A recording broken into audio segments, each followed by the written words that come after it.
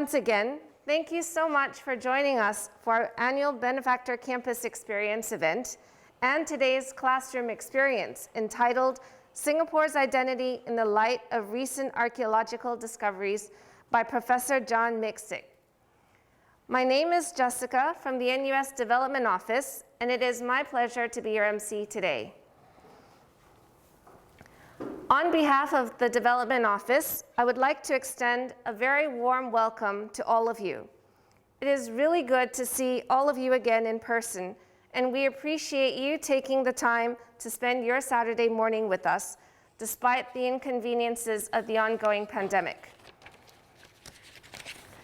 The Benefactor Campus Experience is an exclusive event for you, our benefactors, who have continuously and generously supported us over the years. It is because of your support that the university is able to thrive in its mission of achieving greater excellence. Now I would like to introduce you to our speaker for today's class. Prof. Miksic is no stranger to many of us. Prof. Miksic received his PhD from Cornell University based on archaeological fieldwork in Sumatra. He conducted his first archaeological excavation in Singapore in 1984. Since 1987, he has been attached to NUS, where he is Professor Emeritus with Southeast Asian Studies Department. Prof. Miksic founded the Archaeological Unit at the Institute of Southeast Asian Studies. He has received awards from the Singapore Ministry of Culture, Community and Youth and the Court of Surakarta in Indonesia. His book, Singapore and the Silk Road of the Sea, won the inaugural award for the best book on Singapore history in 2018. In case you're looking at your tables and have noticed a few interesting things lying around, there are a few artifacts for you to interact with in today's hands-on session, and there are also gloves provided for your convenience. And without further ado, let's welcome Prof. Miksic.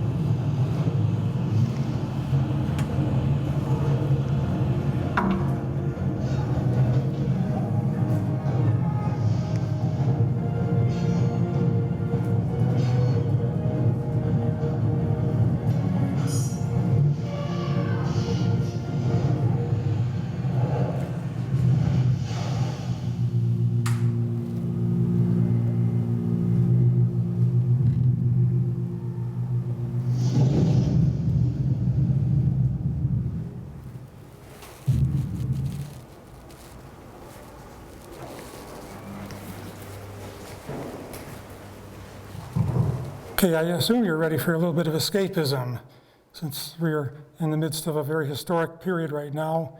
So I'm going to take you backwards about 700 years right now, so you can think about something different for at least the next 45 minutes or so. That video you just saw was sponsored by the National Heritage Board, and it was made in 2010. You can see it's a bit dated now in terms of its graphics and so on, but at the time it was quite cutting edge. And it was online for 7 years until 2017, and then the time ran out. And so it's not available online anymore, but you can still see the trailer on YouTube if you want to watch it. So over the last 37 years that I've been working in Singapore, one of the things I've been trying to do is to get as many people as possible interested in my topic. And for the first 30 years or so, it was kind of an uphill endeavor. That not many people were ready to believe that Singapore actually was here before Raffles came.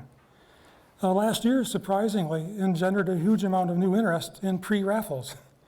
Everybody started asking, why did we actually start the history of Singapore with the coming of the British, when there were already numerous indications that Singapore had already been something before that.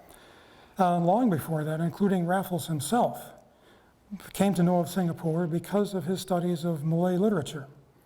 And so, especially since last year, there's been a new upsurge of information, interest, and various kinds of places you can go to learn more about Singapore in the pre-1819 period.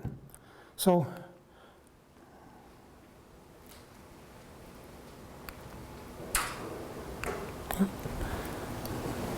okay, so these are the various sites in downtown Singapore that we've worked on over the last since 1984, so it's 36 years. Starting on Fort Canning Hill and then looking around the Padang, St. Andrew's Cathedral, Singapore River, and so on. From these excavations, we've now uncovered almost 500,000 artifacts, documenting the fact that Singapore was an important cosmopolitan, multi-ethnic trading center, like it was in the 19th and still is in the 21st century, 700 years earlier. We now have abundant proof of this from numerous sites in the downtown area. So how did I get involved in this? In 1984, I was down in Indonesia. I was on a Ford Foundation project. I was teaching archaeology at Gajah Mada University in Yogyakarta. And so I was working on Borobudur, and I've written several books about ancient Buddhism in Java and Southeast Asia. And so I was invited to come and do this test excavation for 10 days, sponsored by Royal Dutch Shell Petroleum. Most of my work here has been sponsored by various corporations. And National Museum then provided the institutional foundation, the backing.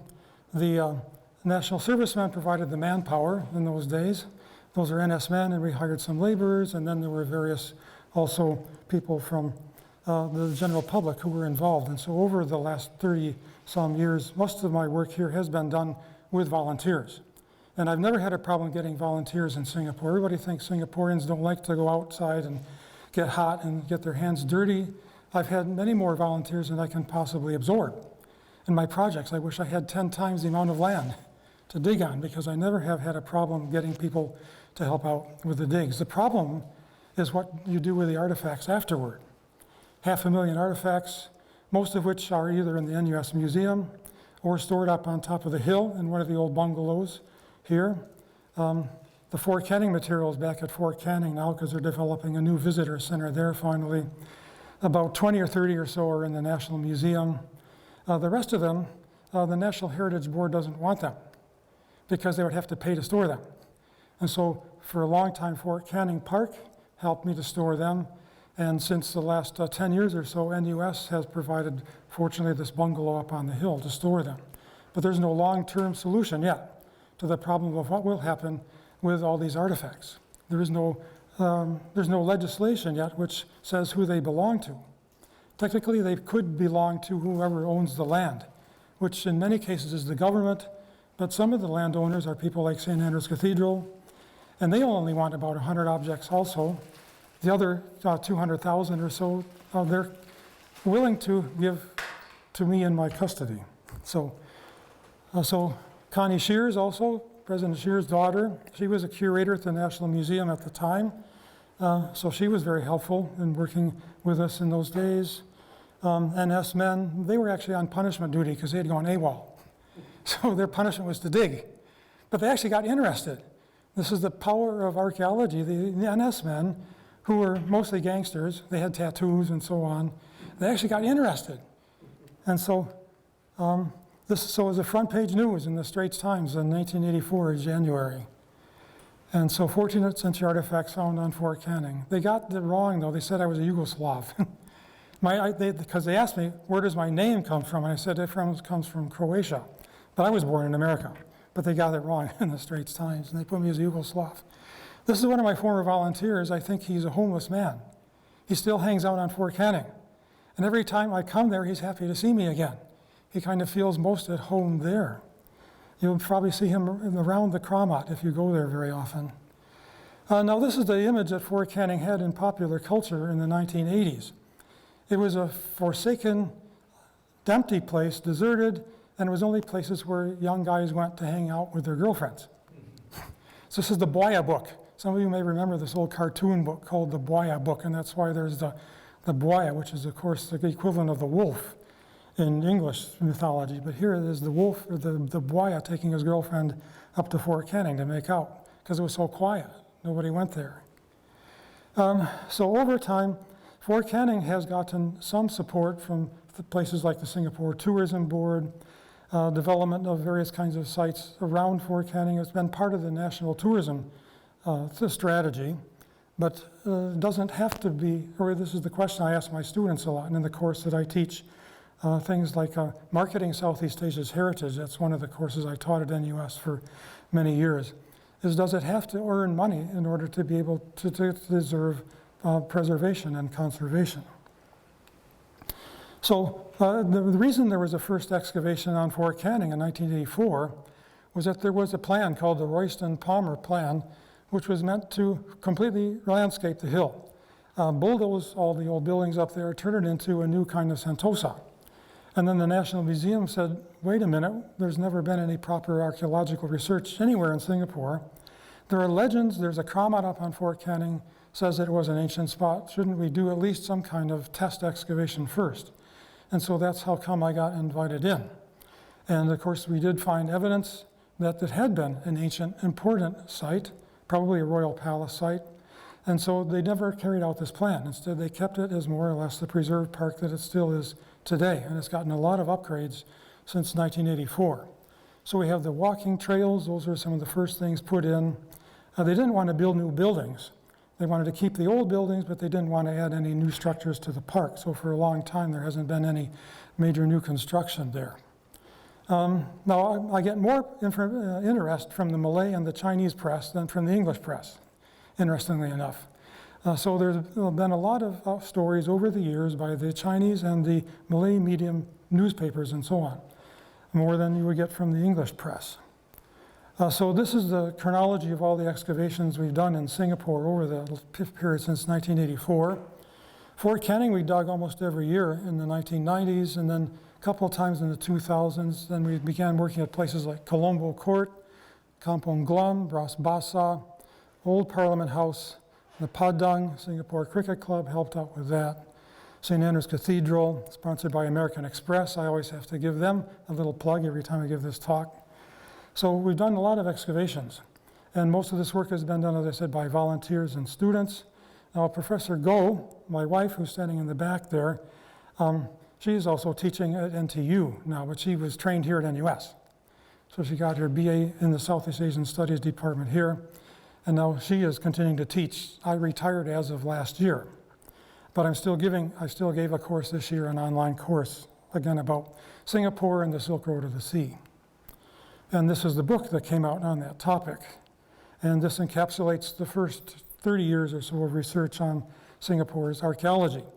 And it was meant to put everything into one bundle. It's kind of heavy. It's not for the average reader, but I tried to at least write in a way that was accessible if we want to dip into parts of it. But I wanted also to put all the archaeological data into it that I could for the future. So students from many, many different institutions have helped out, such as Raffles. This is Chinese High School, working at the Kampong Glam, Istana. These are the little kids. Actually, we've had kids as young as 5 years old. They actually can get fascinated by this. This is about the age I was when I got interested in archaeology. So even young children can actually concentrate for long periods. We try to get families and of the various ages together, the parents and the kids to work together, so it can be a family experience, not just for older people. And the good thing is they have really sharp eyes and tiny fingers. And so here they are screening the dirt, and they love to look through the dirt and find the little buried treasure in the screen, little beads in particular. So they're actually useful. So in 2017, it actually Archaeology of Singapore got introduced into the secondary school curriculum. And this is the new textbook. About 30% of the textbook now at the secondary 2 level has to do with Singapore archaeology and pre-colonial history. And so we have some of the artifacts found around Singapore. So now kids in their teens are all getting a dose of Singapore archaeology and pre-colonial history. And as that generation grows up and comes to the university, they're still not quite here yet. They already have this background. But for now, we still have to start at the very bottom and tell them that Singapore is older than 200 years. In 2000, the Parks Board built a dig shelter that's one of the nicest ones in Southeast Asia. Actually, there are very few cities in Southeast Asia that have an outdoor display of an archaeological site. And so Singapore has the nicest one. And so it was opened in 2001. It shows an actual dig, which we left as it was, preserved. And so people can go and actually see for themselves the soil layers. They can see the various artifacts on display. For the Bicentennial, Fort Canning got more money to upgrade the display. And so here's Dr. Go with some of her students actually doing the research. There were several documentaries made at the time, so we had lots of media exposure then in 2019. And so we did find, every time we dig under that site, it hasn't been completely excavated yet. We find new stuff. Just in 2019, when we were cleaning up the site, we found one of the most beautiful pieces of UN blue and white we've ever discovered in Singapore. It's the neck of a Yutu Chun, kind of a pear-shaped vase. We hadn't found anything like that in Singapore. It's a very kind of unusual, high-quality Chinese jar of the 14th century. And we found these two fragments here, which are of a Thai-covered box. We know that one of Singapore's trading partners and probably one of Singapore's overlords in the 14th century was Ayutthaya. And so we do find some evidence of that communication directly in the form of Thai pottery as well. And then this is something else that the Parks Board did for the Bicentennial. They actually set up a number of new gardens. And so one of them is called the Artisan's Garden because it's near our archaeological dig site. And they put up, so there are several of these gardens with architecture meant to show the 14th century. I want to put on another video here. So this is the split gate, which many of you think probably is Balinese, but actually it was found in 14th century Java, which was also Singapore's sovereign, and may well have existed in Singapore before that. So I want to show the augmented reality one here. So this Did you know is that Dr. the Gold. Malay folk hero Badang is linked to Fort Canning Park? It's where the legendary showdown took place between two strongmen, Singapore's Badang and India's Wadi Bijaya. They threw large rocks to compete. Wadi Bijaya could barely lift the boulder, but Badang effortlessly hurled the stone and it landed near the Singapore River. While their feat of strength was most probably mythical, a large boulder with inscriptions really did stand at the mouth of the Singapore River. A fragment of the boulder is now on display in the National Museum of Singapore and is now known as the Singapore Stone.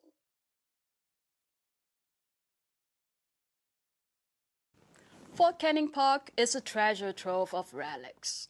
Laborers unearthed these Javanese-style gold earrings and amulet while excavating the hill to build a reservoir in 1928.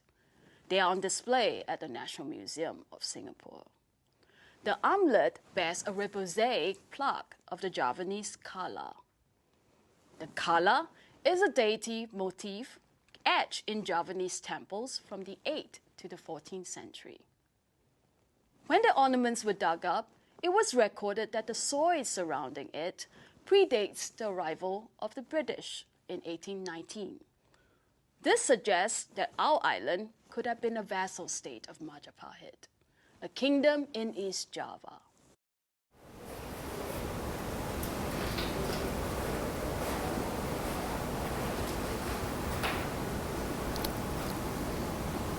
Okay, so if you go up to Fort Canning now and walk along the path and go to that garden, there's a QR code, and you scan it and that's what you get. So you can actually be there at the very location she's talking about, and then get this instruction online through your phone. So that's available to the visitors for the park. It's one of the new kinds of media that Parks Board is using, and we're trying to make the best we can. And also this is another part of it. This is the Forbidden Spring area. It's called the Pansur Larangan, because this is one of the places that was mentioned in Malay literature. It's a common element of ancient palaces in Southeast Asia. Such a site did exist when the British arrived, but then, of course, it disappeared along with all the other ancient remains during the 19th century. Now it's been restored or reconstructed by the Parks Board also on the River Valley roadside. Now, this is where I grew up. How did I end up here? This is where I started. Upstate New York, near Ithaca. It's the Finger Lakes area.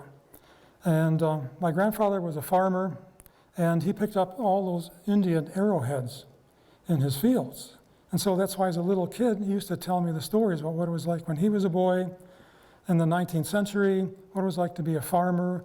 And then he also liked to identify with the ancient indigenous American people and wonder how they survived. It's a pretty cold, rocky area. And so that got me interested in archaeology and imagining things about the past. And so where did I go for my first research? Northern Canada, Hudson's Bay. I worked on Eskimos at first. And so that was 1967. And looking at stone tools. This is my old professor here, looking at the icebergs floating around in Hudson's Bay. And the very next year, 1968, I'll tell you the story, but it's too long to tell right now, how I ended up in Malaysia in 1968 with the Peace Corps. So where did they put me? And they put me in Kedah, north of Penang on the mainland, because of my agricultural background, not because of my archaeological expertise. I was working with farmers cooperatives in Kedah.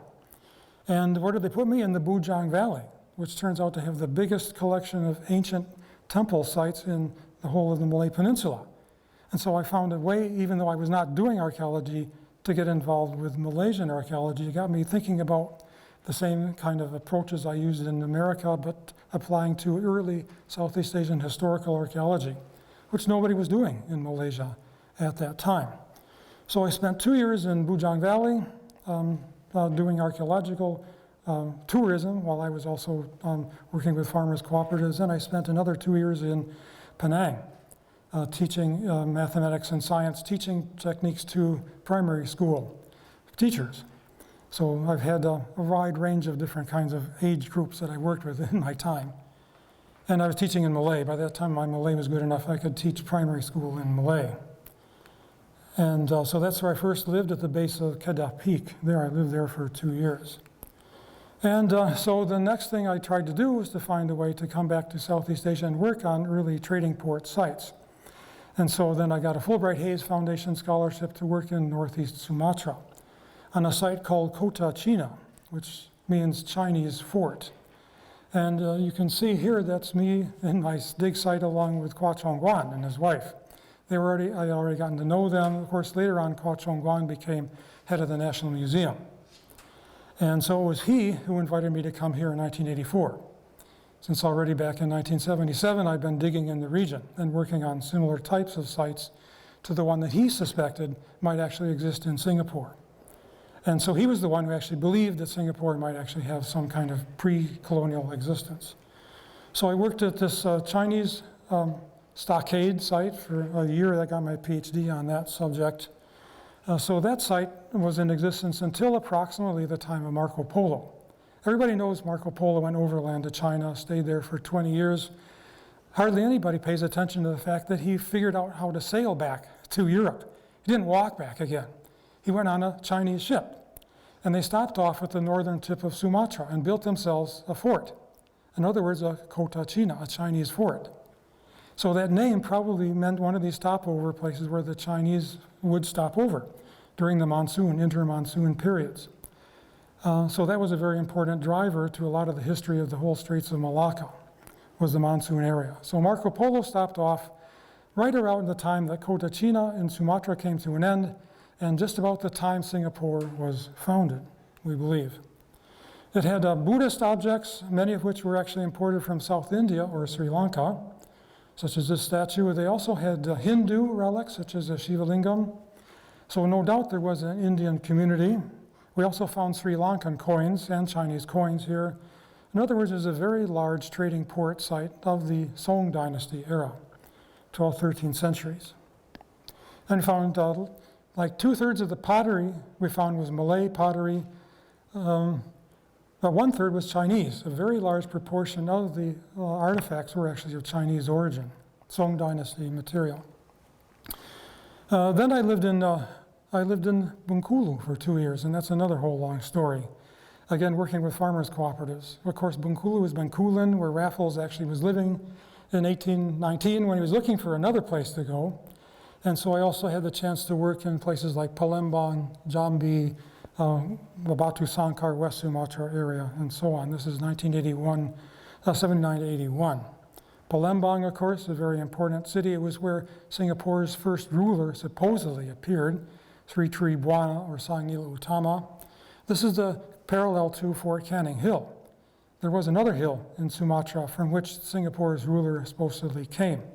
So this is the Bukit Seguntang, which the Malay annals says is where Sang Nila Utama first appeared on earth.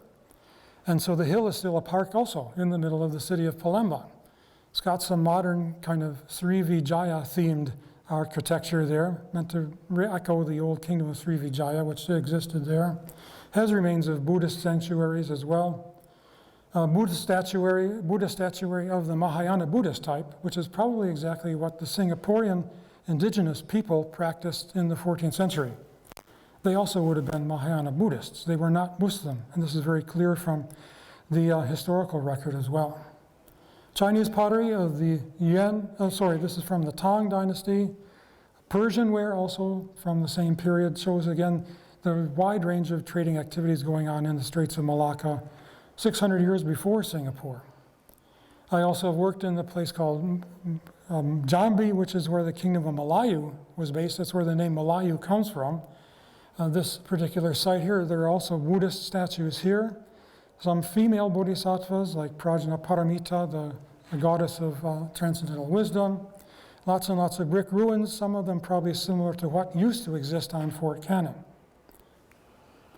And so in 2005, we got some money from a Singapore shipbroking firm called Orchard Marine, who gave us money to do a survey along the river, just going along the riverbank and looking for remains. And so we scraped away at the riverbanks, found lots and lots of artifacts, again, to try and look at the early ports where we find lots of Chinese ceramics. So now, one of the things that a lot of Singaporeans assume is that there was never any place else called Singapore in the region. Actually, it's a very common name in Southeast Asian history. There have been at least 5 places called Singapura in this region.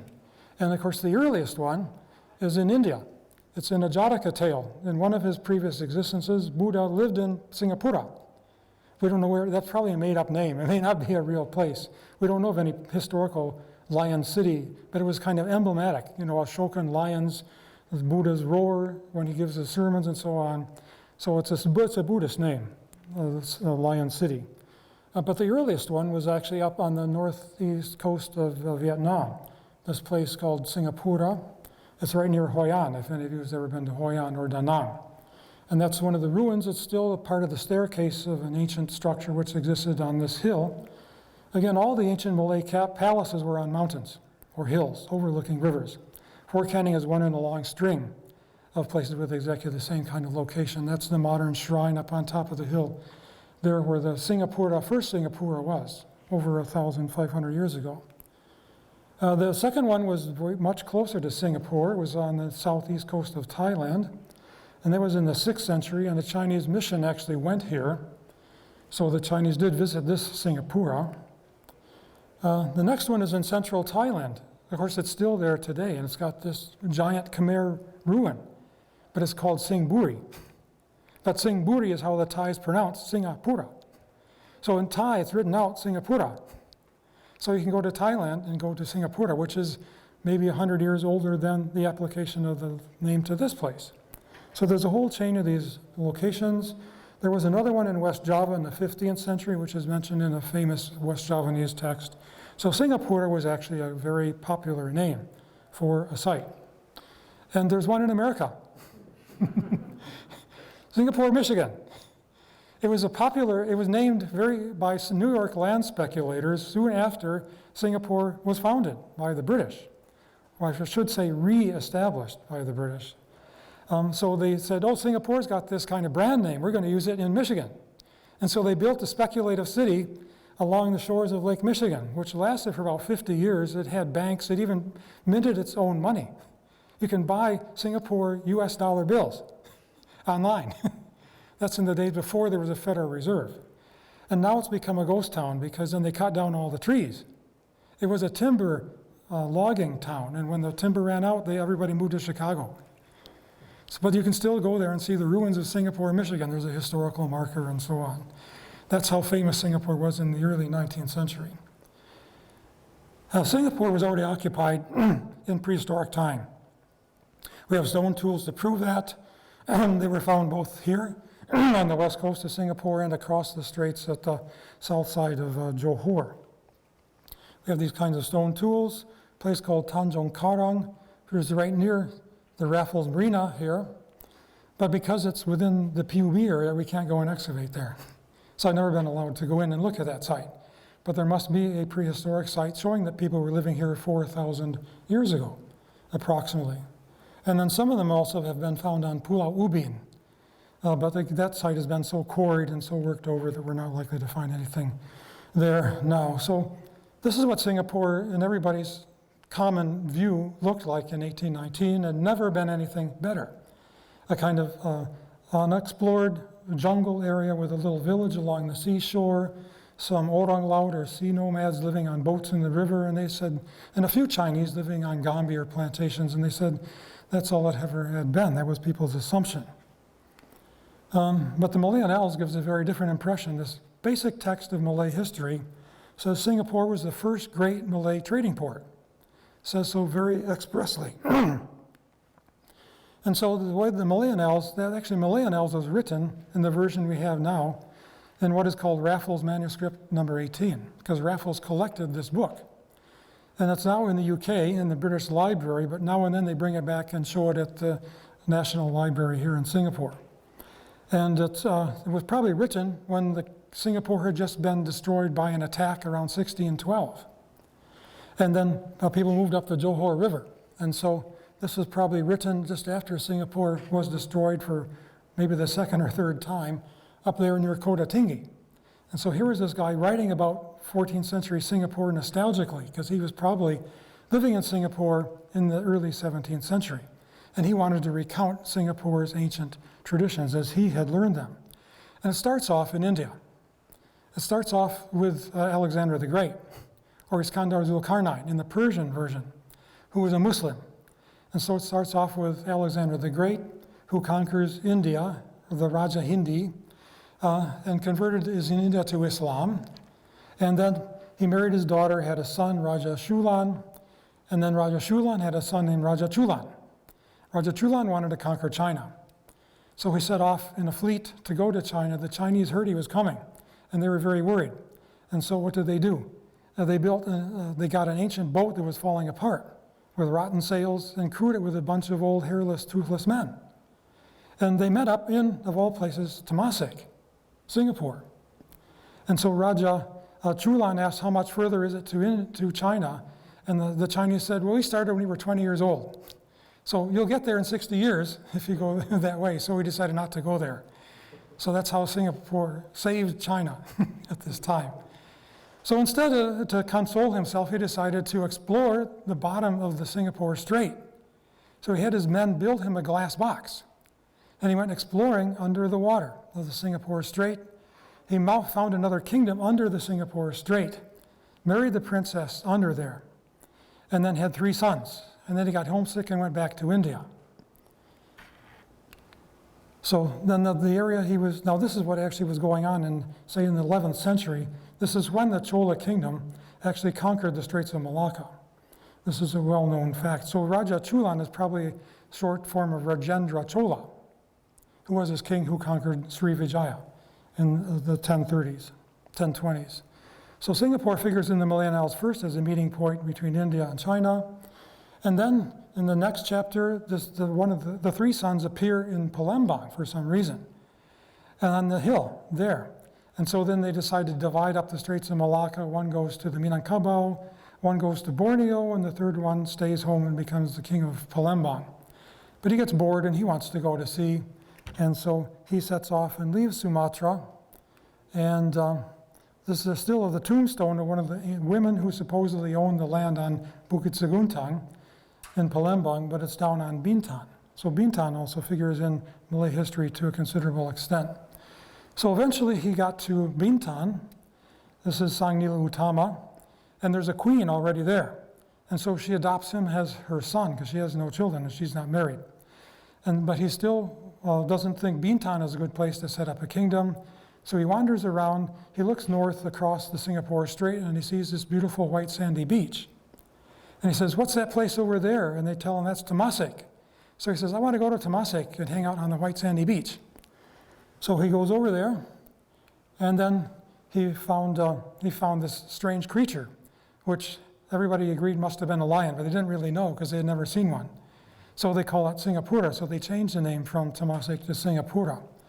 So he had changed his name from Malay to Sanskrit, Sri Tri Buana, Lord of the Three Worlds, and he changed the name of the kingdom from Temasek to Singapura. He was Sanskritizing everything, turning it into an international brand. So from a local Malay name, he went into an international language.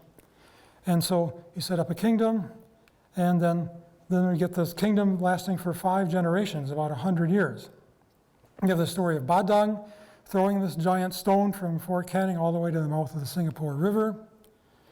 So there was a big boulder, and he threw it all the way down there. And so the Singapore River and hill are important sites in the Malayan Isles. And of course, at the mouth of the river was where the British found this big stone, almost 2 meters high, with a long inscription on it, which they then blew up. And so we only have that one fragment now in the National Museum. It's too small to really read anything from. And so he was buried supposedly on the hill of Singapura, which would be Fort Canning. And then the Javanese decided that they wanted to take over because Singapore was such a prominent trading port. It says in the Malay, it became the first great trading port in the Malay realm, to which all people from above the winds then came to trade. It became a cosmopolitan site. Now Raffles had read this book, and that's why he decided to come here in 1819. He knew Bengkulu on the west side of Sumatra was no good. It was not in a favorable location. It was far off the trading route. So he explored around the Singapore Strait. They first went to actually Karimun Island. This was not their first objective. Karimun, just west of Tuas, about 40 kilometers, was the first objective. Then they came here, but Raffles was always fond of Singapore because he believed it was an ancient port. And so he came here. He already wrote about this. He wrote to the Duchess of Somerset. A month before he got here, we're way to the eastward. You must not be surprised if my next letter to you is dated from the site of the ancient city of Singapura. So he believed Singapore was an ancient city before he ever got here. And so then the Malayan Isles obviously was influential. Without the Malayan Isles, Raffles might never even have heard of Singapore. Now my professor at Cornell, Oliver Walters, he was an old Malayan civil servant, had been a district officer in Perak, and then he ended up, after the end of the British colonial period, he went to Cornell and became a professor of history because he spoke and read Chinese. He'd been in the Chinese protectorate. He'd also been in Changi in the 1940s, and that's where he met his wife. And so he believed that the story of Singapore and the Malayan Isles was false. He believed that it was just made up to cover an internal rivalry between the Malayu of Jambi and the Palembang people of Srivijaya. So he said the whole Singapore story was just made up. So I ended up, unfortunately, completely disproving his theory about the Malayan Isles. But this is what we dream about, actually, a lot of us professors. We hope that our students will actually find out our mistakes and correct them. That's the whole purpose of being an academic, is to be proven wrong and to find somebody else who comes up with a better explanation. So I did that for my professor. Maybe Professor Go will do that for me also eventually with all her students that she's got now. So Raffles arriving in Singapore, this is one of the old dioramas that used to be in the National Museum, which unfortunately now they took out. But a lot of people really love these old dioramas. That shows him arriving, meeting the Temenggung, 1819. And all the ruins that he found here confirmed his assumption that Singapore was an ancient city. For starters, there was the old lines of Singapore. That's the old Malay wall. There was a wall which is mentioned in both the early Malay sources and in Chinese sources too, of the 14th century. And that still existed. It went all the way from the Padang around the back of Fort Canning, was leveled in the 1820s to make Stamford Road. So the old wall was there. There was the freshwater stream. That's where the traitorous minister of Singapore was turned into stone after he opened the gates of the city and let the Javanese in. So there was a wall, just like it says in the Malayan Isles, and there was a stream right next to the wall. And so in 1922, the first archaeological survey of Singapore actually took place, you could say, by John Crawford, who was not yet the resident. It was still Farquhar at this time. Crawford then, of course, replaced Farquhar as the resident of Singapore, but he already came here in 1822, and he walked around the ancient city of Singapore, as he says. So he took a morning off. He says the base, he went along north by the wall, and then he went up on Fort Canning, found many brick ruins, many ruins of brick buildings of good quality, lots and lots of Chinese pottery, large blocks of sandstone, and he thought that these were probably Buddhist sites, and he was probably correct. They were probably Buddhist remains of Buddhist temples. And so the biggest site was the one that became the Keramat Iskandar Shah. And so that has gone through many, many iterations, as you can see here. It's been rebuilt, reconstructed so many times. It was a big brick ruin when the British got here, but there's no trace of it left. And they found many coins, both Chinese and Sri Lankan again. We don't have any Indian coins. We have Sri Lankan coins from an ancient period that was used in Singapore. So he mentions finding all these coins, Chinese pottery scattered all over the place on Fort Canning. He also mentions the remains of the ancient garden of Singapore, which is where Armenian Street now is. And the Parks Board has now expanded its footprint from Fort Canning to take in that area, because that was the old palace garden. There were ancient fruit trees growing there when the British arrived: durian, duku, rambutan, and shaddock, which nobody uses the word shaddock anymore, but it means pomelo. But the old British word for that was shaddock. So ancient fruit trees there.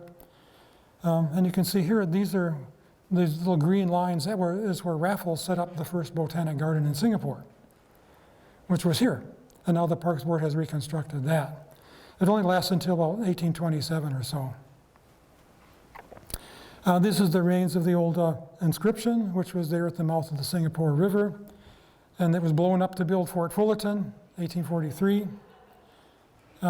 So this is where it used to stand. This is before the bridge was built. You see the Merlion here, which is now over here. But that's where the Singapore Stone used to be, at the mouth of the river. And it's just a very prominent landmark, obviously, when people came into the port.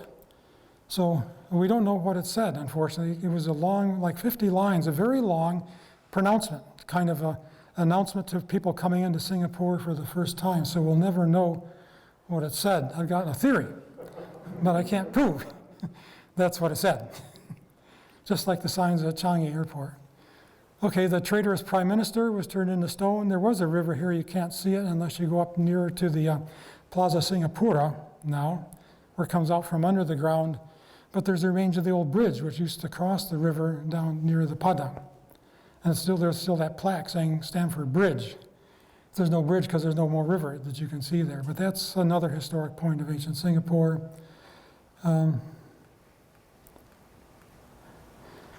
Okay, so two spheres of influence. Singapore was at the boundary of the Thai and the Javanese spheres of influence back in the early 14th century. And so Singapore was probably attacked by both the Javanese and Ayutthaya, and probably had to pay tribute to both of them. So these are the two capitals of Singapore at this time.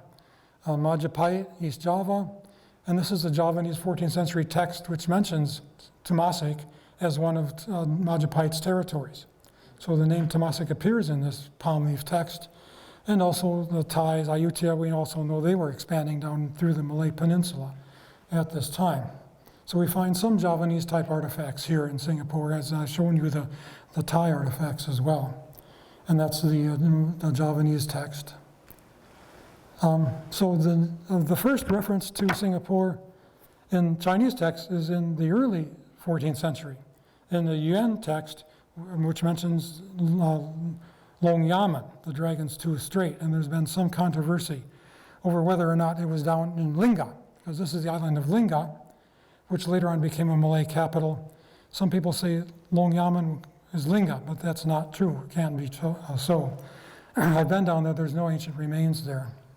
But so Long Yamen was visited by a Chinese mission already in 1320, looking for tame elephants. So maybe they got tame elephants here, we don't know. But they actually came here to get elephants. And so both Bintan and Long Yamen sent missions to China shortly thereafter. So both Keppel Harbor, no doubt, and also the Fort Canning area. Those were two different places, Longyamen and then Bansu, as it was called, Pansur. Both sent missions to China in the 1320s. So this is Singapore's first entrance into Chinese history, 1320s. There was one Chinese merchant who actually wrote about visiting Singapore twice in the 1330s, named Wang Dayan. And he was a merchant. We don't know much about him other than he wrote this one guidebook to trade in Southeast Asia. He was the first Chinese merchant to do this. And he wrote about 99 places, of which he mentions both Longyamen and Bansu. And so he talks about Bansu, which is probably from the Malay word pancur, or spring of water.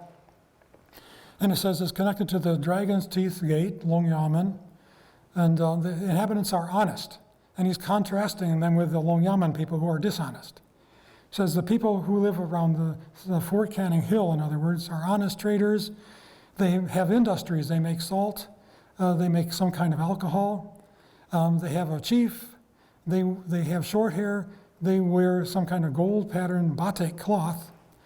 And this is what the Chinese bring to trade: iron bars, cloth, some kinds of pottery, iron, etc. He doesn't give all the lists of Chinese goods traded. And Longyamen, on the other hand, the favorite customs are pillage and plunder. So they were actually pirates. So that's where the pirates hung out, around Sentosa and Labrador Point. The places produces laka wood and tin dust, trade goods are these, and so on. But he also says that the ocean-going large ships of the Chinese heading towards the Western Oceans are not hindered by the indigenous people.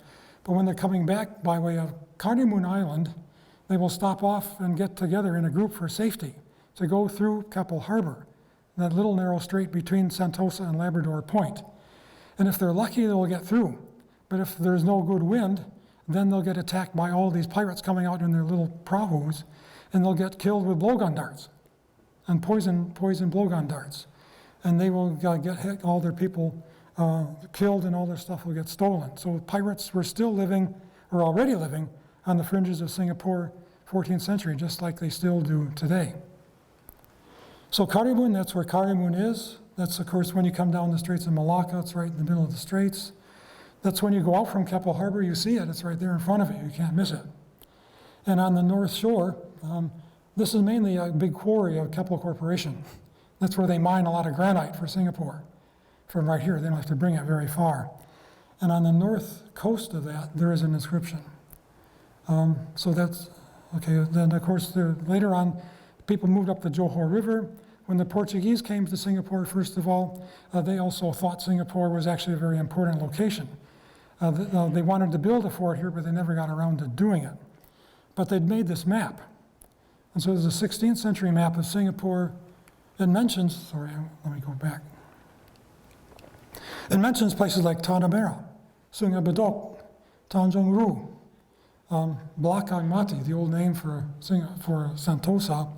And it also has a Shah Bandaria, which is a Shah Bandar's harbor master's quarters. So there was an official harbor master on Singapore around 1600. So Singapore was still an important administrative trading center until about 1610. And that's when Singapore got caught in various struggles between the Portuguese, the Malays, the Chinese. The Dutch were also coming in at this time, and that's probably when Singapore more or less got abandoned. The British already started exploring Singapore in 1709. This is in the British Library. It shows the entrance to Keppel Harbor. That shows the stone which used to stand there. That's probably where the Chinese got the name the Dragon's Tooth. There was a big stone standing up out of the water. So that was the Longyam, the Dragon's Tooth. And the British called it Lot's Wife. The Malays called it Batu Berlayar. It was a famous landmark. And it says, thus the narrow straits of Singapore to sheweth as you ride there, both habitings ye east and west from one ye other. So 109 years before Raffles, somebody was already looking at Keppel Harbor as a possible destination, but they never did anything either for another 109 years. I don't know if Raffles even knew of this. It was buried in the British Library. And the people who live there are still Orang Laut type people. There is an inscription here also, and it's actually in Sanskrit, and it's used in Nagari script, which was used in the Buddhist monasteries in the 9th, 10th century. So it probably dates from the Srivijaya period. But it gives us the very bare information that there was a guy here named Gautama, who was a Mahayana Buddhist, who possessed an armillary sphere. What's an armillary sphere? This is an armillary sphere. It's a kind of really complicated bronze astronomical instrument, which he might have stolen or been given by the passing traders. So that's all it tells us. But it shows there was a literate population very near Singapore in the 10th century who knew Sanskrit and who knew how to write in this esoteric Bengali script. So we know that there was a literate population here long before Raffles got here. So these are the various sites in Singapore we dug. This is the area which we have not dug in yet, because that's so built over. We've excavated up on Fort Canning, we've excavated the Padang, St. Andrews, the riverbank, but this area we have no data from, right in the middle. Still a big gap in our knowledge of the ancient city, unexplored. So here again is the chronology of all the excavations. Those are some of the ancient sites which were still here when Raffles arrived, which then all disappeared. And so then people forgot they'd ever existed. That's the old Malay wall. So when I first got here, there were two guys who were always a fixture up on Fort Canning, the Birdman and the Catman. The Birdman was the guy who sold you birdseed to feed all the pigeons that used to be there. And then there was the Catman, who actually was the guy who interpreted the oracle of the Keramat Iskandar Shah. Iskandar Shah was the last of the 5 kings of Singapore, according to the Malay annals. So we excavated under the Keramat, and of course we found nothing. Whatever had been there had been removed long before. So there was no evidence of the big brick structure that Crawford said he saw, and so forth. So the Parks Board then built this structure on top of it instead, which is meant to represent a kind of a 14th century probable wooden building of the type that would have been here with a brick floor. So we've done all these excavations around Fort Canning. We have quite a bit of data from there to show that it was definitely a palace site with a lot of industrial activities. But then the British built Fort Canning right on top of the hill, so they removed about 90% of the archaeological remains already. So there's nothing left on top, unfortunately. And then, of course, we have the display there now, and there will be a bigger display opening up soon at the Fort Canning Center.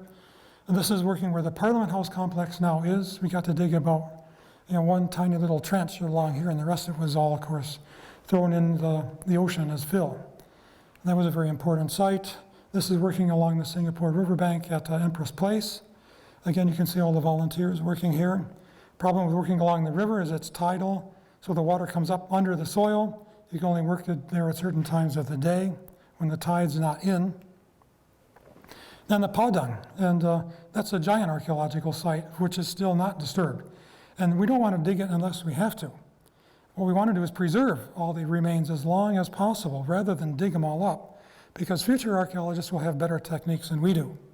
So rather than dig it all up, we should leave it in the ground, because people in the future who can dig it up can get a lot more information than we can. And so digging under the Padang, we found, of all things, the layer of white sand that's mentioned in the Malay annals as the thing that attracted Sri Tribuana to come here. It actually is true. There is a layer of white sand along the south coast of Singapore, and it goes all the way from the cricket club over to Kampong Glam. So it was buried then under the 14th century artifacts. But the Malay annals is still recalling a period when the Singapore was first occupied, and it's still factually the case. St. Andrew's Cathedral has the white sand under it also. Old Parliament House. So these are the important questions that we still have. We can still do a lot of more research on this, but most of the work we need to do in the future is laboratory work. So we've now set up this database project under NUS Press to put everything online, all of our data. Excuse me. But of course, to do this, we need to go through all 500,000 artifacts and record them individually. So this is where the NUS lab comes in. That's where all the stuff is stored. This is where Dr. Goh comes in, because she has a grant from National Heritage Board to get her students to do all this documentation. I, being retired now, can't get these grants, but she can get the grants from NHB. And so she has grants, and so we work together, NTU and NUS, doing this documentation. And we'll put it all online. Anybody in the world will be able to access it. So we have the first one now, the cricket club, and we also have another one now we have 2 on Indonesia as well. And then, what's another one we have now? What's the last one we put up? I forget. The last site on the website. The last site, it's the one that's going up to the Spice Garden. Spice Garden, sport-hunting Spice Garden. So this will be a center for anybody who wants to study Southeast Asian historical archaeology in future. They'll be able to get all this data, all the data on the Chinese and Malay, Javanese, Thai, Sri Lankan, Indian stuff, and so on. Now, each of you has a kind of sample of the artifacts we've got here, and you're welcome to handle them as long as you put your gloves on. So each table has a representative sample. There's only one sample of the white sand. So that's a little bit of the white sand here. And that's one of the bricks also. And then you have the green wares, the white wares. These are the kind of things that we dig up and we're documenting. And over here you've got various kinds of artifacts, also representative samples of the 14th century objects. Now this one is the only known object of its kind in the world. No other one has been found, including in China, although it was made in China. It's a Chinese porcelain compass. These are the compass directions. This is where they fit into the Chinese compass. The Chinese had already invented the compass like a couple of centuries before this, and this is what they looked like. But they were made out of bronze. So there's only one known porcelain compass in the world, and we got it here. So the Chinese archaeologists come to Singapore to see some of this stuff because it was probably made for export. And so we find it here and not in China. And the same goes for a lot of the glass. So you again have some of the glass we find here. Chinese glass is very understudied. But there's some glass in there. Dr. Goh will show, yeah. So the Chinese experts are coming here to study Singapore artifacts because they don't have them in China, only for export. So we've got this blue and white ware. This is some of the first blue and white ware in the world. It was very popular in Singapore. We almost find nothing intact. We found some of these bottles intact, but their contents have long disappeared. We think they were probably for transporting mercury. But we have, the only kind of intact objects we have are these bottles so far. Everything else is broken. And the gold. So of course gold was discovered back in the 1920s on Fort Canning. And this is very typical of the 14th century gold work. If you have any questions on any of the artifacts, you can ask me or Dr. Goh. So the gold was discovered in the 1920s. And we have evidence of gold working. We have the little crucibles for actually melting gold on Fort Canning. We also have the little scraps of gold, which probably fell on the ground and got lost.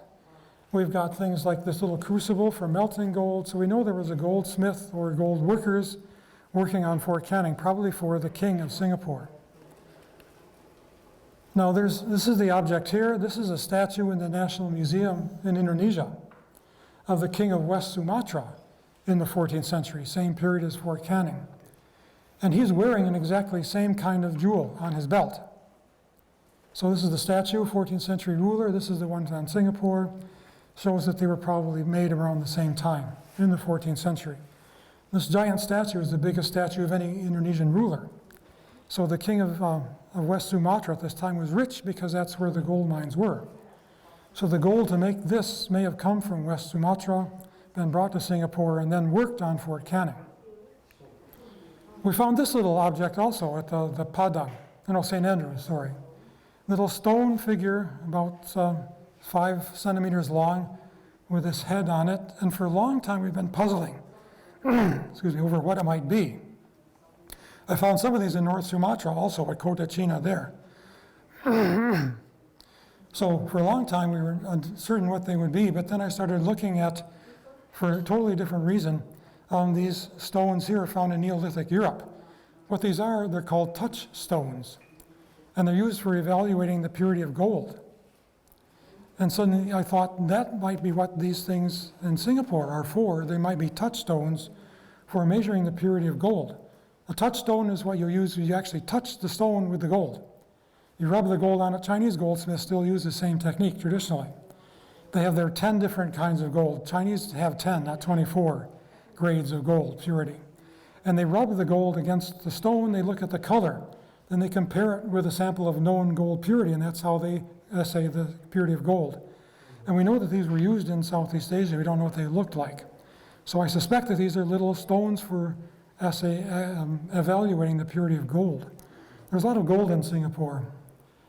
This is another object. There is no other object like it known anywhere in the world. It's a statue made out of lead, found at Empress Place. And it shows this figure. Obviously, it's kind of Javanese, Malay type figure, just wearing a sarong, riding a winged horse. There's no statue like this anywhere else. The only thing I can think of is this might be a representative of Raja Chulan, the supposed king of India, who then came to Singapore because when he went back to India, he was brought out of the Singapore Strait on a winged horse. And then he landed at the mouth of the Singapore River. And then he had his men carve the Singapore stone to record his adventures under the sea. So this might be actually a statue of Raja Chulan, but this is only a theory. But it's the only known statue, anything like this in the world. So Singapore archaeology has a lot of unique objects. Stone for working metals, probably. Lots and lots of fish hooks. They were making fish hooks. They were importing copper, lead, tin to Singapore and making fish hooks, among other things, at Parliament House complex. And they were using Chinese coins also, partly as a source of metal. There were so many coins here, they were melting them down just to get the metal out, to rework them into practical objects. But they were using the money in everyday life also. Fish hooks and a padlock. They already had boxes they could lock with padlocks, traditional Chinese style padlock. So they were locking things up. This again is found at Parliament House complex. Malay pottery, lots and lots, about half and half. In Singapore, the percentage is 50% Malay, 50% Chinese artifacts. It doesn't prove that was a percentage of the population. All we can say is that Wang Dayuan says that the local people live in harmony with the Chinese. In other words, there was a Chinese community living here in 1330. He only says that about one other place out of all 99. He says the Chinese live together with the locals in 2 places. One is Singapore, the other is a little island off the west coast of Borneo. Now, the people who lived there had been put ashore in 1292. They had been there for 40 years because Kublai Khan sent a fleet to attack Java in 1292. And some of the soldiers apparently were from Mongolia, and so they didn't like being at sea, they got sick. So he dumped them off on this island and left them permanently there. 40 years later, Wang Dayuan comes along and says they're still there. They never went back. So he only says it's about 2 places where Chinese were living. So Singapore is the only one which was a real port. The other one was just this place where the seasick sailors had been dumped off for good. The glassware. So this is one reason we have to sift all the glass, all the soil, because you have these tiny little beads. They're about 2 millimeters in diameter. And at first everybody thought they were Indian, because definitely India was the major bead producing center. We do have Indian glassware here. But some of the beads are actually made in China. And we know this because of the chemical composition, which we tested in the Singapore physics lab. And then we compared it with an ancient Chinese instruction booklet for how to make glass. It's got barium. So Chinese used a lot of barium as a flux to lower the melting point of silica. So these are made according to a Chinese recipe. The other glassware we have is from South India, Gujarat, Northwest India, but we do have Chinese beads, which are quite rare also. And all these fragments of glass bottles, many, many bottles also. Beautiful stuff, multicolored glass. It was very complex. And nobody knew the Chinese actually had the ability to make this in the 14th century. Probably it was all for export. They didn't use it in China. It was probably used for keeping things like perfume. These are the beads, the many types of beads. And then the blobs. So what the Singaporeans were doing on Fort Canning, apparently, when the bottles got broken, they recycled the glass because it only takes half the heat to remelt glass. And so they could do that on Fort Canning. 700 degrees is good enough. So they were melting down the Chinese broken bottles, leaving lots of blobs falling on the ground, and they were probably making bangles out of it. So I think they were imitating Chinese and Indian glass bangles here. So recycling was going on. So these are the Chinese type. This is an Indian bangle found on Fort Canning. Multicolored glass, 4 different colors, beautiful. This is a Gujarati, very specific, Gujarat, late 13th century, that glassware. These figurines, another very unique kind of material, these tiny little figurines. This looks like a Central Asian with a turban. Here's kind of like a Buddhist figure. We have all these little other fragments of what was originally a Chinese pillow. So they had, again, these are unique objects. This is in the shape of the Chinese theater. In the Yuan dynasty, they made these pillows for women who had these great hairstyles. So they didn't want to mess up their hair. So that's why they would sleep on these hard pillows. And, but then the ones made in the shapes of theaters are very unusual. And so the ruler of Singapore actually, or maybe the queen of Singapore, had one of these for her head. Another been found outside of China, yeah, anything like this. Chinese incense burners, again, shows probably they were using these in the Buddhist temples on Fort Canning. That's what an intact one would look like. We've also looked around Keppel Harbor, but it's too built up. There's too much construction, all the forts that were built there and so on. We can't find anything in the area where the pirates probably used to hang out. That's what the Dragon's Tooth looked like when it was still there before it was blown up. Now this is what the waterway looks like. We found some Chinese wares, but it's like 15th, 16th century. Nothing going back to the 14th century. Pongo, these were brought to me by a Singaporean who found them. And this is a 15th century bronze Buddha from Thailand.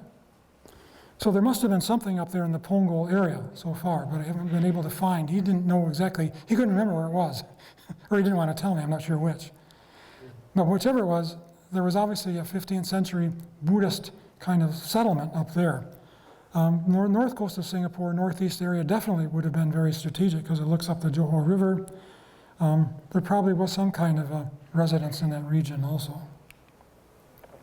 And just to say that we've also explored down in Indonesia, Riau, Bintan, because these are mentioned in ancient Chinese sources as being other important areas. Singapore was probably the center of the whole region of Sijori, Singapore, Johor, Riau, already in the 14th century. We explored the north shore of Bintan before they built the resorts there. Found some remains of 14th century artifacts there. But then, and also these early Islamic tombstones, which we don't find in Singapore. And then in the antique shops in Holland Village, lots of these kinds of 14th century wares were being sold in the early 1990s. Intact objects, which we don't find in Singapore. And these are being dug up in Riau. And so we went down to Riau, where they actually came from. Some of these are extremely rare objects, and hundreds and thousands of these were coming out of Riau, all at the same time. So obviously there was a looting of graves going on in Riau, early 1990s. Also things like these shell bracelets probably made locally, some gold, some glass bracelets also. So that's where the islands were, way out there, the Natuna area. This is called the Seven Islands area. And so that's doing deck class on the ship. Dr. Go was along on this trip also. We went to these little islands out here and found where the people had been looting ancient graves. Where the broken stuff, they kept some of the broken ones as souvenirs. They sold all the good ones. So we could prove that that's where the stuff being sold in Holland Village came from. And it's all the same kind of thing we find in Singapore. But the Chinese tell you never go to Riau because that's where all the pirates are.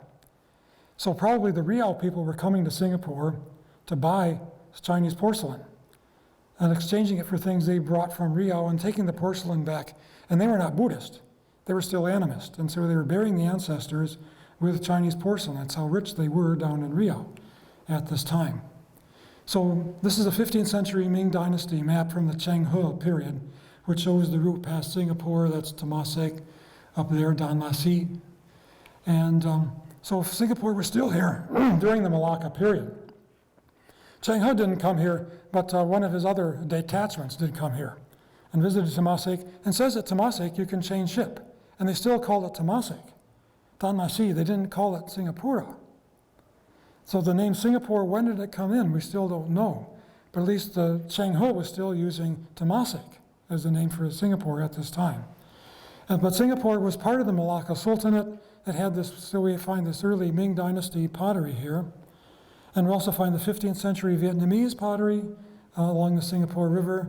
And of course these Wan Li sherds from Kallang, they were dredged up in Kallang. No excavation is possible there. So right until Wan Li, which is late 16th century, when the Portuguese said there was a harbor master here. Singapore was still very active. And these are the 15th century wares from Thailand found along the river. So Singapore's connections with China, India, and within Southeast Asia all were strong at this period. And so one of the theories that I like to propose to get my students to talk is, was Singapore the home of Hang Tuah, the famous Malay warrior? And I believe he might have actually been Singaporean for several reasons. I've said this in Malaysia, and I haven't been assassinated yet, so they don't seem to mind to actually say this. But the reason is that in the Malay Annals, it says Singapore was the fief of the Sri Bijadi Raja in the Melaka Sultanate. The Sri Bijadi Raja was the title of the person who was the Laksamana, the admiral. It also says that Singapore, during Malacca's glorious period, had 43 masted cruisers. So Singapore was Malacca's naval base. Look at Malacca, there's no place to put 40 ships. You can't put more than 1 or 2 ships in the Malacca River. So Singapore was still an important naval base under the Malays, on Malacca. So that's supposedly Hang Tuah's tomb up near Malacca. But Albuquerque, Alfonso Albuquerque was the conqueror of Malacca, 1511. And he talks about the great admiral. He didn't mention his name, just mentions the great admiral who was a great warrior, but he was defeated by the Portuguese. Then it says he went back to Singapore. After he lost Malacca, he came back here, probably going back home again. So I have, I think, fairly strong evidence. And we have found part of a Malay crease also at Empress Place. It's quite corroded, but we found one there. So then the last thing I want to talk about is the Bakau wreck. This is another thing that we're working on now, Dr. Goh and I. This is a wreck found down in Indonesia. This is another way that Singapore can actually become a center for this whole study. There is no study for early overseas Chinese in Southeast Asia. There's no center really for early Southeast Asian historical archaeology anywhere in Southeast Asia. So that's what we've begun here at NUS, and now NTU is also participating in this. And the Bakau wreck, this is a Cheng He period ship, but it was not an official ship, it was a smuggling vessel. It was not legal. The Chinese were not allowed to go overseas during the early Ming. But this is a Chinese ship, which sank with a big cargo of porcelain, some Chinese wares, Thai, Vietnamese. It was a trader with a whole range of different objects. And for a while, these were on display at the Maritime Museum on Sentosa. But of course, as of March this year, that museum is closed down. And it's permanently closed. That was nothing to do with COVID. So they just closed it because they put all their money into the aquarium out there. So there's no display of this material right now anywhere. We're negotiating to get maybe 20 pieces of this to put in the NUS museum because they're not on display. And so the Sentosa, the Resorts World people are quite favorable to this. It has a lot of Yongle period coins. Yongle was the emperor who sent Cheng He on most of his voyages. That's how we date the ship. And one of the most amazing things about that ship, it's the first ship with cannon.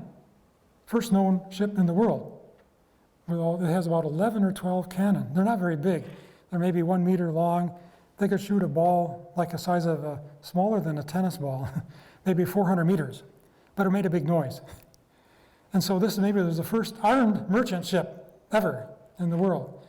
And it sank down there, and the cargo was actually in Singapore. Sentosa owns it. So with the NUS Archaeology Lab, when I was teaching at NUS, I used the lab quite often, the one up on top of the hill. And now Dr. Goh uses it for her students. She brings her students here. You have at least one NUS student now studying with you too, right?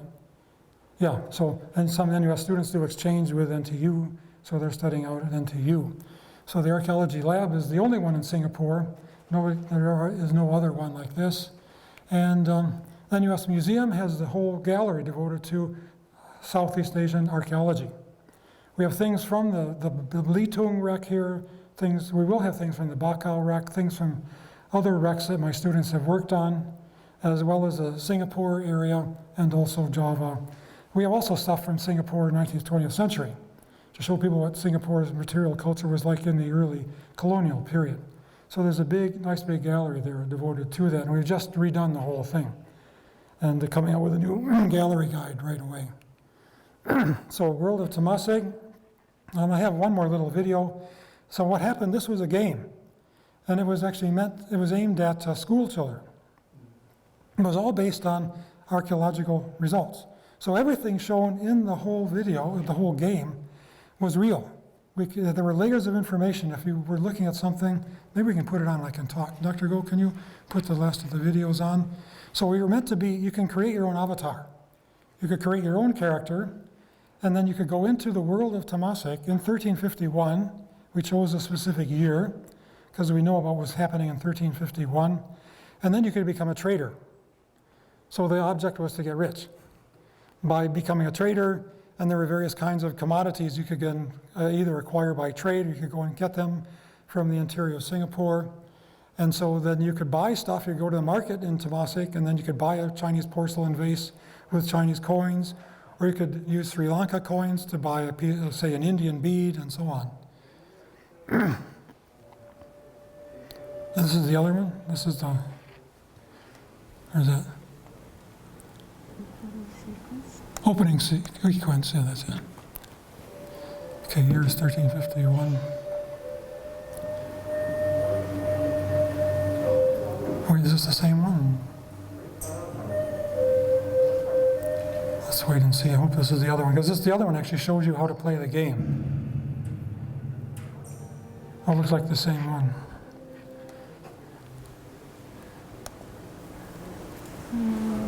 Just the only other one. Okay, maybe I didn't get the right one.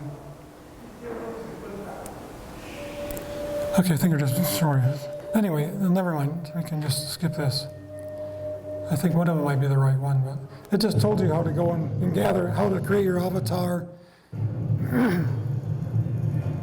No, this looks like the same one, I'm afraid. Sorry, never mind. I thought I copied the one that actually is the instructions, but it showed you how to become a trader, and then how you could acquire wealth and develop your house and so on. But then the funding was only for 7 years, and so then it was taken down in 2017. Now what we wanted to do was actually to incorporate other Southeast Asian countries. In this game, you could only be in Singapore. We were hoping maybe Indonesia or Thailand or Vietnam would also want to do their own, or Malaysia. And then you could travel around Southeast Asia. And so this is still a kind of a pie-in-the-sky idea we dream about, because we had several 100,000 people actually playing this game. And people all over the world were actually becoming part of Temasek in 1351. And so it was educational. It was nothing about fighting and killing. It was all about actual finding layers of information. This is how you find out what you can get in Singapore in the 14th century. You click through the different layers, click on the objects that will give you the archaeological data. And we actually had to prove that such a vase or such a thing like tortoise shell was in Singapore in the 14th century. So it was education. It was aimed at the secondary school level, but anybody could do it. But unfortunately, there was no follow-up after 7 years.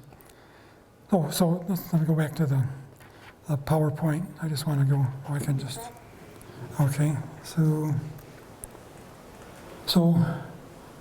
this is one of the reasons why we also like to be teachers. This was something written by a student from architecture here at NUS a number of years ago, showing what she felt as a result of finding out that Singapore was a 14th century site, forgotten by time.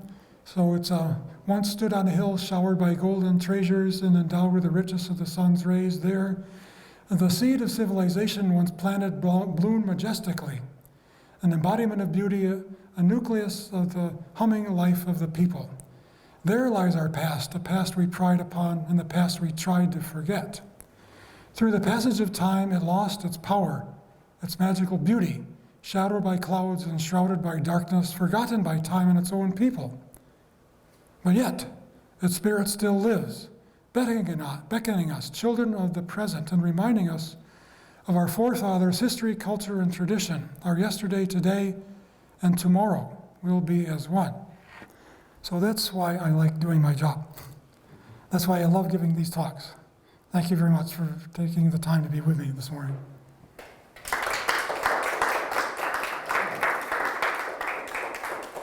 Do you have any questions on anything about the objects on the table?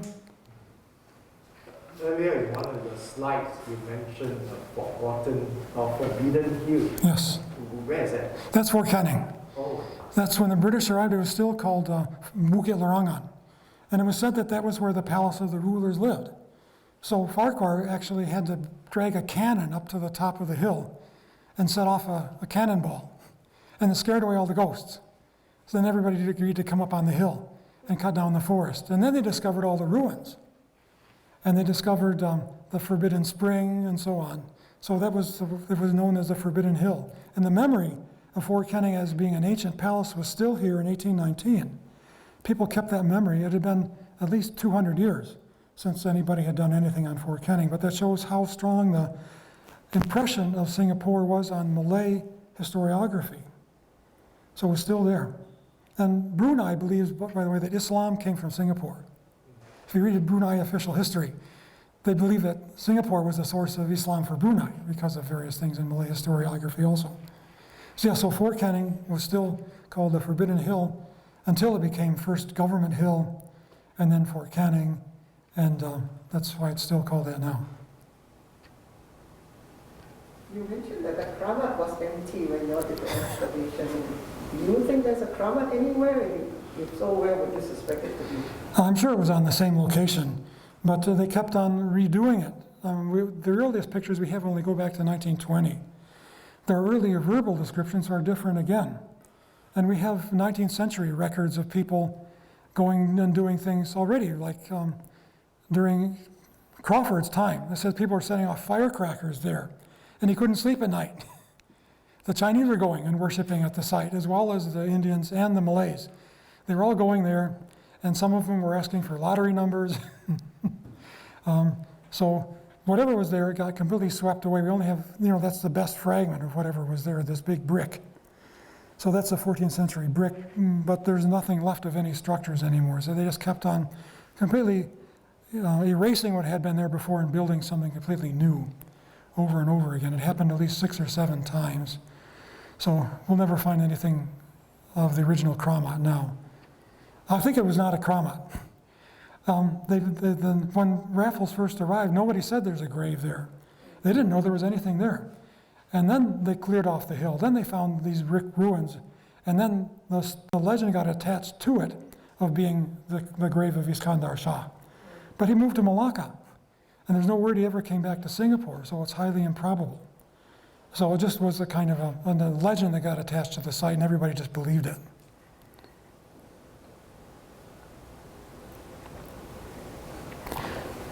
What do you imagine is in the northwest part of Singapore? That's a big mystery. That's one area nobody's allowed to go into. It's a softy, live firing grounds, and people.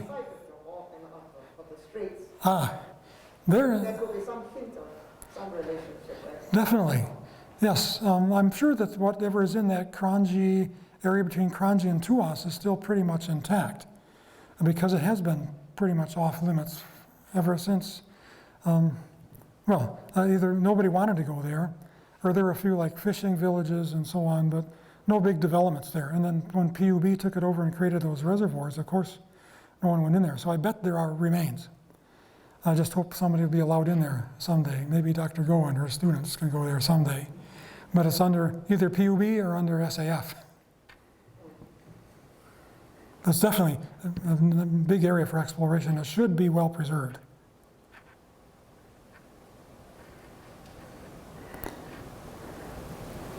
Okay, if there are any other questions, then I'll say again, thank you very much for coming.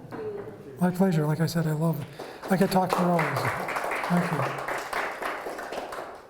Ladies and gentlemen, with that, we've come to the end of today's classroom experience. We hope you found the session enjoyable and insightful. Thank you again for your participation and for spending the morning with us. Have a good rest of the day, and don't forget to check out. Thank you. Thank you.